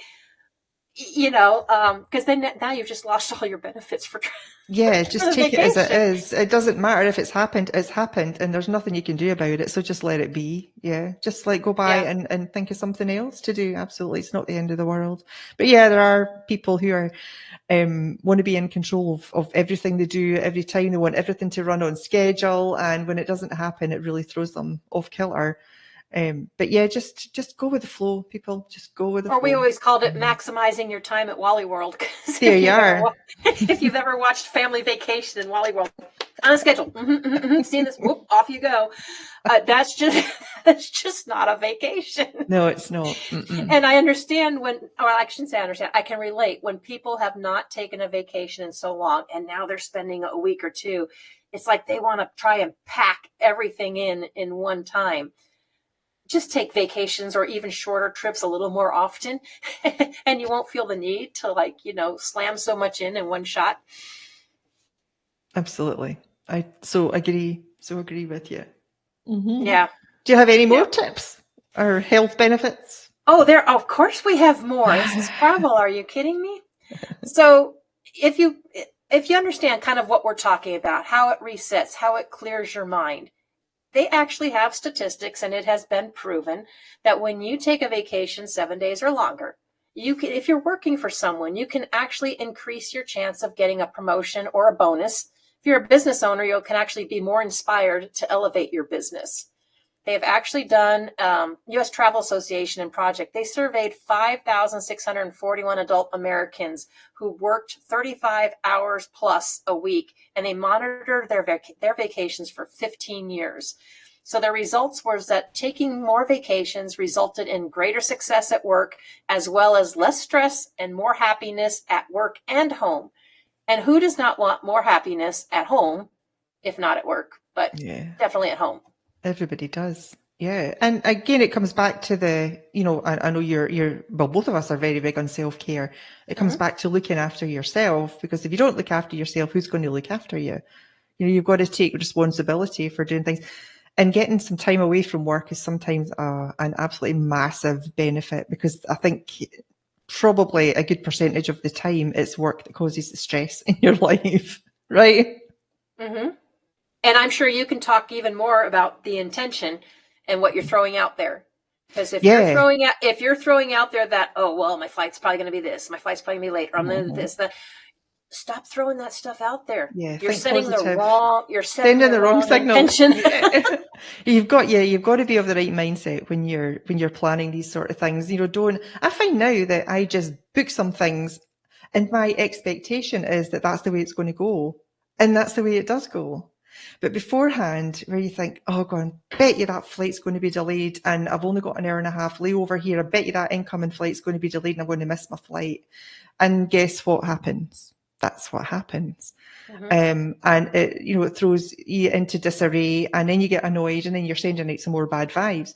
So always have these good intentions that things are going to go well for you, and everything's going to go as planned. Yep, everything's fine. Don't worry about it. Don't give it don't think about what might happen that's the worst case scenario, because where your focus goes, your energy flows, right? So if you put your attention on something that's negative, that's what you're more likely to create. So why don't we put our attention on something that is positive and exciting, because that's where our energy will go. And if we put our energy there, then we're more likely to create that. And I found that many, many years ago, and it works every time. You just have to remember to keep being in the positive rather than thinking about what could go wrong, right? Yeah, absolutely. Good vibrations. Good vibrations. Control what you can control. When you can't control it, let it go. Let it go. Yeah, because if you can't control it, what's the point in worrying about it? Yeah. There is no reason. So you and I recently met up in Los Angeles. Yes, we did. Because we had the conference for the TV show host. So, and we flew out of LA. So here's a scenario for you. I was sitting across, my flight, had changed gates. So I went and changed gates. And there's this couple sitting across from me. They're waiting. They're going on vacation, and they're flying to Puerto Vallarta. So they were supposed to be boarding in about 5 minutes. And here comes the announcement across the thing that they have deemed the plane unsafe to fly. Oh. And so they are finding them a new plane, and they're going to be rescheduled. Now, I can imagine. Tell me, what would you rather do? Be delayed a day for your travel, or possibly wind up in the drink on your I would be happy with the delay. Or go down in flames. Are you going to tell me that they were complaining? No. So, the gentleman across me, I told him, I said, it's better than winding up in the drink. And he says, yes, but now my wife's going to go shop. Oh, I see. So if you've been in LA airport, which is my first time in LA airport, it is huge. It's massive. And it has your Gucci bags, all your top name, high dollar. Oh, you can spend a fortune. Oh yeah. Well, plus it's at the airport. So it's already, and if so, LA, it's already expensive. It's at the airport. It's going to be even more expensive. And whoop, off his wife went. Uh-oh. Now, their plane was supposed to take off, I believe it was 9:30 a.m. Their new plane is now taking off at 5:30 p.m. So she's a whole day. That's amazing.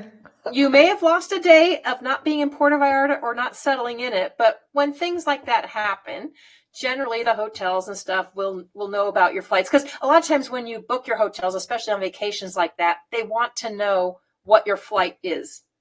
Your flight number and your flight stuff. They did when we went to the Bahamas. They wanted to know what our flight was coming in, and so you're not necessarily going to lose your room or everything, but they would know something happened or you got delayed. But yeah, I think with my flights out, to and from LA for that trip, I just booked it. and expected everything to go fine, and it absolutely did. And the only thing that I suppose varied from what was scheduled was a change of gate. So once I got to LAX on my return trip, I got to the gate only to find an announcement that would change gate, and the change of gate made changing the terminal. I had to change terminal, which was absolutely fine. I mean, I walked for a good 10, 15 minutes, but it was getting my steps in, and it was saving me sitting down, just waiting for the plate. So that was the only thing that was an issue. It's all about your expectations. If you think something's going to go well, it more than likely will. But if you think it'll go bad, it probably will. Definitely. Because if you're used to creating negative things, then negative things are going to happen for you. So yeah, I just have that expectation that everything is going to be absolutely fine. It's going to go swimmingly. I do the same every time I travel somewhere to a store or wherever. Yep, there's going to be a parking space really close. I'm going to get that, no problem. And I do every single time. Just have to train your brain.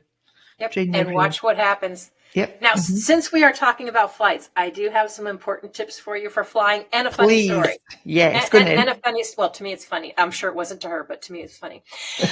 So she shall remain nameless. But when you are booking flights, book them on a Monday or Tuesday. It does not matter when you're flying out, whether you want to fly out on a Friday, Saturday, Sunday, but your flights are generally cheaper when you book on a Monday or Tuesday. Now, my thought behind that is because most people work Monday through Friday. They're too busy to be planning vacations. And so what do they do on the weekends? They sit down and they type and they book their vacations. So do you think that's the 2 days in a week that they don't get as many bookings and they're trying to promote that in that way? Yeah, Wednesdays are fairly safe. Normally by Thursday and Friday, you will see them start to go up. So if you're ever checking them, you can see the exact same flight and you can see it jump in price. Of course, the closer it gets to you leaving, the more that price is going to go up. It's going to go up, yeah. Yeah. And that's interesting. Flights control their own pricing. No one has control over them but the airlines. Yeah, they're a pest. Up and down and up and down and up and down. It's like, for goodness sake, just give me a price. Yeah, and so if you are doing a connecting flight, like I had to, going to LA, I know yours was a direct flight, but if you have to do a connecting flight, you should give yourself at least an hour and a half layover time in between. Now, I will tell you about, a client that I would have had. So she came to me about booking a flight to Hawaii. We spent an hour on the phone. And while I'm going through different things, she's doing her own research. We came up with one. The flight total was $700 and something at the time. Now, this is quite a while ago. Okay. And then we told her not to book on the weekends, not to do this. I see her later on for a party. Well, she decided to book her own flight. She did it herself. And instead of $700 and something, she paid over $1,000 for this ticket. And then she tells me all excited. She goes, I'm so excited. She goes, I only have a 30-minute layover in Phoenix. Oh, no. That's cutting it fine. I said, good luck with that. She says, what do you mean good luck with that?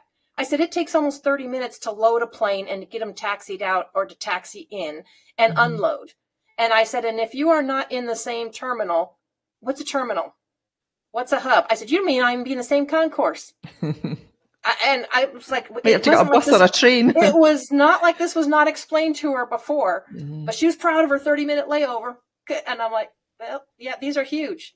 Just because you're on United or whatever you're on doesn't mean you're down one terminal. They could have a couple of hubs, several different terminals. Case in point, when I landed in Dallas, I think, LA, I think, was the one that had 250 something gates. Dallas had 120 something. Okay. Now I got lucky, but I knew it was just me. I can walk as fast as most people run, and I didn't have nothing to really pull behind me. So I was not worried about it, but I wanted to get to LA by a certain time. And my only choice on the way out was a 40-minute. I had a 40-minute layover. That was it. But I was only 8 gates away. I got off, got on. I had about 10 minutes. Makes a difference. I had time to stop in the bathroom before you go back on. But that's why you want at least an hour and a half. It takes almost 30 minutes to board, unboard. And especially if you've got a case on, if you've got a case in the hold, they've got to get that case and they've got to reroute it to the right aircraft for your onward flight. That takes time. especially nowadays. I watched Mhm. Delta do this the whole time or not Delta, America Airlines do this because they're worried about packing the seats, butts, end to end. So even though your carry-on may fit, their overhead carriages could be full, and if it doesn't fit underneath, they're going to want you to check them on, and then they have to pull them up and have them meet you when you come off. Now they won't charge you for it, but it's going to get checked under, which is going to delay you a little bit more. Mhm. So that hour and a half is good to be able to go to the bathroom, breathe, get something to eat, stretch your legs so Yeah. you don't get, I'll just call it flat butt syndrome. You don't seize up. Yeah, you get a lot of things that lock up in flat butt syndrome when you can only move so far in a seat, especially if you're one of the ones that got squished in the middle seat. Of course, if you can afford to, I'd always upgrade and get more leg room. But, when you're flying on budget, you fly on a budget. But know the airline policies on the luggage size, the weight, and the cost. They are all different. Do not assume all the airlines are the same. I told people if I was to keep up with airlines, it would be a nonstop job of all their changes in this. Just when a client needs to go somewhere, I'll dig in for them or whatever and let them know what they need to know. But it always keeps changing. There you are. Well, that's some great tips, Laura. I think we've had some good tips, some good information, some amazing benefits of travel and having some fun in the sun, and some funny stories as well, and some nice memories from loads of different vacations that we've both had. Yeah. And there's some more that we could share. And I know we still have some time left. We've talked a lot of places that are not in the U.S., but I know you have enjoyed yourself at some places in the U.S. Is there another place that you would like to share with us that you enjoyed? Oh, a few places. Well, when we were here on our honeymoon, 14 years ago now, but we hired a car and we did the Four Corners. So Utah, Colorado, down New Mexico and Arizona. So it was just kind of fleeting days around about. I mean, the Grand Canyon was always great, but what I really enjoyed, and we've been back there 3 or 4 times, I think, before we came to Texas, was to go to Utah and the Arches National Park. Now, the Arches is just really what it is. It's naturally formed arches in the rocks, in the natural rocks. And they've all got different names for them. There's one called Tapestry, the Tapestry Arch. And that's my favourite because it seems to be maybe not one of the biggest, but one of the broadest. And it's just lovely. There's such fabulous energy in these natural places. It really is. And the colour of the soil, because they've got so many different minerals in there. It's just incredible. So the Arches National Park, I would definitely suggest to somebody to go and see. And there's a town just near there, I can't remember the name of it now, but it's got amazing little bars and restaurants and places to hang out. And there's a huge big river down there you can go a little bit of rafting on. And there's so much to do in these kind of areas, even though it's like, miles out the way. It's in the desert, but it's just absolutely fabulous. I loved the Arches. Yeah. And normally when you drive through there, they have overview areas where some of the native people have their jewelry and stuff that they handcraft, and that's always neat to see. But isn't it cool being able to stand in that spot and say, I'm in 4 states in one spot. In one spot. At one time. It's like, because we've been there. That was one of our tourist things when we moved to Colorado. It's like we had to get, when we went through, and it's like, gotta go stand on the 4 corners. Yeah. Well, I will say one of my favorites, because besides dolphins, anyone that knows me knows I love bears. So if you ever get the chance to go through like Rapid City, South Dakota, I would highly recommend you go to Bear Country, USA. You stay in your vehicle, you drive through, the bears are literally just walking all around. They cross the road right in front of you. They're there. All different kinds of wild animals. They have the rams and other different animals, but you can just drive right through it and get some really great photos. Absolutely love that because I love the bears. Nice. I would recommend any kind of cruise, a Caribbean cruise, or wherever it is that you are, and take all the excursions. Do one in every port where possible, because you're getting maybe an additional 3 or 4 vacations in one spot. It really is, and you learn a little bit of history. You get to do like the zip lining. You know, I'd never done zip lining, and I'd never actually done snorkeling in that type of area. So that was all new to me. So, and I think it just, you can cram a lot into that space, because you usually kind of dock at 8 in the morning and you can get off about 9 a.m. in the morning, and then you've got to be back at 5 o'clock. So you can fill your whole day with an excursion, even if you just wanted to go and, you know, hire a sunbed on a beach and just lie there for the day. You know, you can absolutely do that. So, you know, get out when you do a cruise, get off the boat and have a look around, take in some of the culture, you know, see what they've got to offer. And when we were, I can't remember which one we were doing now. We were on a bus, and the bus would pull in at the side of a road, and there was this big stand, and they were chopping up fresh pineapples and mangoes for you, slicing them up, putting them in sticks, and they would, you would dredge it with what's that spicy stuff that you put on? What's the name of it? Tahine. They would put the tahine on the top of it and give you it in this little cup. And it was something like 50 cents. I mean, it was virtually nothing, but this massive big plate of the freshest fruit. They were taking them off the trees and just, you know, cutting them up for you on the side. And to experience something like that is amazing, because normally where most of us live, it's all imported stuff. It's mostly not local. So you don't know how long it's been picked. You don't know how long. It could be months before it arrives in your store. You can't get anything fresher, and it really shows in the taste of it, the look and the smell, the smells of fresh fruit that are not, you know, sprayed with pesticides and stuff, that are really, really fresh. It's just absolutely amazing. A lot of health benefits in there when you're getting the real nutrition from real foods, you know. So yeah, I would say get off the boat, because I was kind of skeptical, thinking, I don't know if I want to do that, but that's from watching too much. That's from watching too much news. Normally, if you stay with the excursions and you stay with the cruise line stuff, you're fine and you're protected in a protected area. Yes. A lot of times when you run into trouble, it's the people that want to go off and do their own thing. And I'm not saying you can't, but if you are not familiar with the area or the crime or whatever, because every area has this crime, even the US does. Yeah. But, you know, then you can wind up in trouble. Yeah, but cruises are the best bang for your buck, because, you know, you fly to one location, you get on the ship, you unpack, but you get to see several destinations without packing, unpacking, reflying. So you don't spend a lot of time packing, unpacking. It's just go and enjoy it. And I wouldn't necessarily cram it in. You do have days at sea, but if you go to a destination and maybe you've been there and you've already seen their stuff, that's also a good time to stay on the ship and have the pools all to yourself, because most everybody else is off. They're all off. On an excursion. So you can have some great quiet time too. I mean, when we were there, it was funny. I'll tell you another funny story, but we had to not do anything on an excursion one day. We just got off the ship and we ended up finding this little hut, this restaurant on the actual beachfront. I mean, it ended up being just totally delicious. But the first day we were there, we left on the Saturday, and Sunday was the first day. It was all at sea. We didn't dock until the Monday morning. So on the Sunday, we decided to go out and we reserved a sunbed, and this was after breakfast. I said, right, I'm going to go back and get the sun cream in the bag with all the, you know, the water and stuff. And he says, okay, well, I'll just stay here. I'll just sit on the sunbeds. And I said, well, you've not got any sun cream on. He said, that's so I'll be fine. So it took me, I would say 10 minutes, 15, no more than 15 minutes to get from the front of the ship to our cabin, grab the bag and straight back up again. And he had taken his t-shirt off and he was just lying in his shorts on the thing, and he was burnt to a crisp. He was red as a lobster.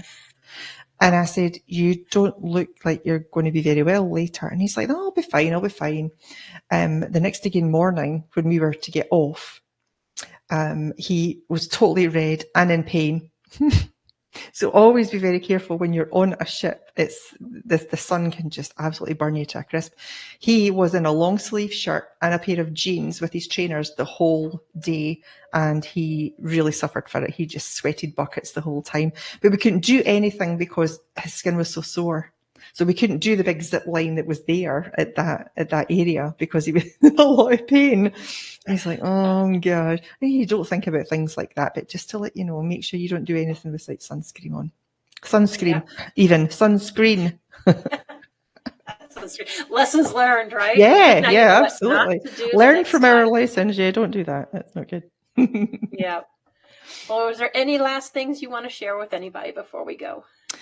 Other than I'm going to book a vacation. I think I'm going to book another cruise. Actually, I think that maybe in 3 months' time, or I'm going to do it in 6 months' time. I'm going to give myself plenty notice, Laura. 6 months' time, but I thoroughly enjoyed that, and we haven't had a vacation. I think 2019 was the last one we had on the cruise. So I really think we are overdue one, and we very much deserve one because we've both been exceptionally busy with work and other things.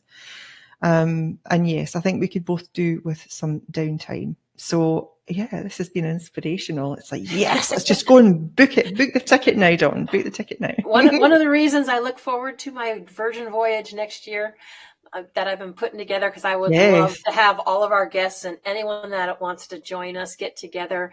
I'm looking at the Costa Maya Soul one on Virgin Voyage. So first of all, Virgin Voyages is 18 years and older. So there's no kids. We all know adults can be screaming kids bad enough by themselves, but it's adults only, and it is a very conscious, environmentally conscious cruise line.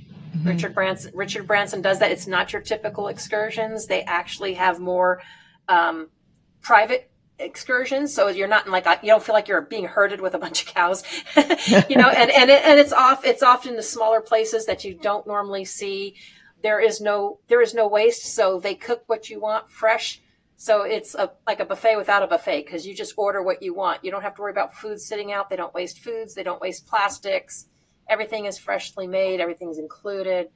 Everything is included. So is that the tips that are included? Because I'll tell you something with the Norwegian. What got me was that we had to pay up front for tips. I think it was like $250 just for the tips for the week. But then they're expecting you to tip as you go along. Like if you're in the bar and you're buying something, because we didn't take, because I don't drink alcohol, so we didn't take the drinks package. Yeah, and if you feel that way, you might, but most cruise lines know there is a tip that is figured out depending on, and the percentage goes by what room you've booked, whether it's an interior, a balcony, a suite. There is a certain amount of tip that's there, and most cruise lines will say you can either pay it up front or you can choose to pay it later. But if you're not aware of it, who wants that extra expense or that bill to come? With Virgin, if anyone knows anything about Richard Branson, all of his brand is designed because he's found things he didn't like that somebody else did, and he wants to make it better and different. And so with Virgin Voyages, that is all included. You can buy a pack, but they even have your sodas, teas, all that stuff is included. The only thing, then juices are included as well, just not your fresh pressed juices. Those are a little bit more. But they have vegan. They're very health conscious. Yoga. They got the hammocks. They got a lot of things cruise lines don't have. And of course, since it's Virgin, you got a Virgin Voyage record room. If you do the Rockstar Suites, you got guitars hanging from the wall. You can take them guitars down and play them. It's fun cruise line. Fun cruise line. Sounds interesting. Yeah. Oh yeah, yeah. Yeah, I think adults only would be a good thing for us, because when we were on the Norwegian, the very last minute, apparently they dropped their price a great deal, and a whole load of families that was coming up for spring break at that time, those that were having the spring break jumped at the tickets. So there was an absolute ton of kids. And I mean, not that I've got anything, I've got 3 kids myself. But yeah, I think when we were expecting to have a little bit more of a relaxing time on there, it could be a bit rowdy at sometimes. But and know what your cruise line is about. Carnival is known as the party ship. It is known as being the party place. You've got young, old, everything there. You know, of course, Disney is also geared more towards family and kids. Princess is a little higher, and Royal Caribbean and MSC, those are a little more experiences. I would say between the shows, you could get from like a High School Musical type feel show to like a Broadway feel show. It depends on what cruise line you're on. There's a ton of them. There's more than what you even see on. There's hundreds of cruise lines and thousands of ships on the water. So a lot of people think that that's all they see. It's like, oh no, there's a lot more out there. Well, I've seen a couple that go out from Houston, which is about 4 hours drive from us, so that's not too bad. So we might even up just taking the car and parking it there and driving back once we dock again. But yeah, I think I'm going to look at it more, definitely. I think get a little bit of time away. Yeah. Well, we want to thank all of you for joining us for some fun in the sun, and we hope you all enjoy your summer. Yes. Feel free to share with us some of your favorite vacation spots and experiences in the comments. And we really wish that you hope you all have a great day, and we